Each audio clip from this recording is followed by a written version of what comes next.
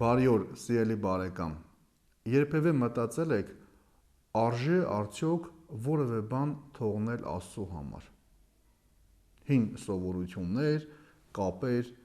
նույնիսկ այն, ինչ մեզ համար շատ հարազատ է։ Շատերը մտածում են, իսկ ինչ կստանանք դրա դիմաց։ Այսօր այդ նույն հարցը Պետրոսը ուղղում է Հիսուսին, իսկ Հիսուսի պատասխանը դառնում է ամբողջ ավետարանի սիրտը։ Այդ ժամանակ Պետրոսը Հիսուսին ասաց. «Ահա մենք թողեցինք ամեն ինչ և եկանք քո հետևից, արդ մեզ ինչ կլինի»։ Հիսուս նրանց ասաց. «Ճշմարիտ եմ ասում ձեզ, որ երկրորդ գալստյանը, երբ մարդու որդին նստի իր փառքի աթոռին, դուք էլ, որ եկաք իմ հետևից, կնստեք 12 աթոռներին, դատելու Իսրայելի 12 ցեղերին։ Ամեն ոք, ով թողել է իր տունը, կամ եղբայրներին, կամ քույրերին,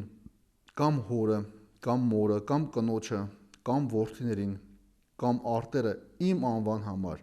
հարյուրապատիկ կստանա և հավիտենական կյանքը կժառանգի։ Շատ առաջիններ վերջին կլինեն, իսկ վերջինները առաջին։ Ամեն»։ Սիրելիներ, Պետրոս մի պարզ հարց տվեց Հիսուսին. «Տեր, արժե զոհաբերել որևէ բան, երբ աշխարհը մեզ այլ ճանապարհ է ցույց տալիս»։ Իսկ Հիսուսի պատասխանը առավել պարզ է. «Այո, իհարկե արժե, որովհետև այն, ինչ դու տալիս ես Աստծուն,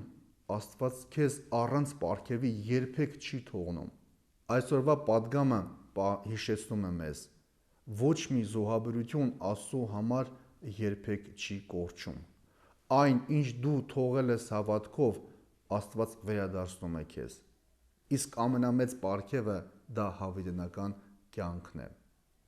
Այո, այսօր գուցե դու ինչ-որ բան կորցրել ես քո հավատքի պատճառով։ Գուցե մարդիկ չեն հասկացել քո ընտրությունը, քո հավատարմությունը։ Հիշիր, Քրիստոս տեսնում է ու գնահատում և ասում, որ դու հարյուրապատիկ ավելիով կստանաս ու կժառանգես երկնքի առաքայությունը։ Այս օրը թող լինի մեզ համար հիշեցում։ Արդյոք արժե ապրել հավիտենական կյանքի համար։ Արդյոք արժե թողնել այն, ինչ անցողիկ է,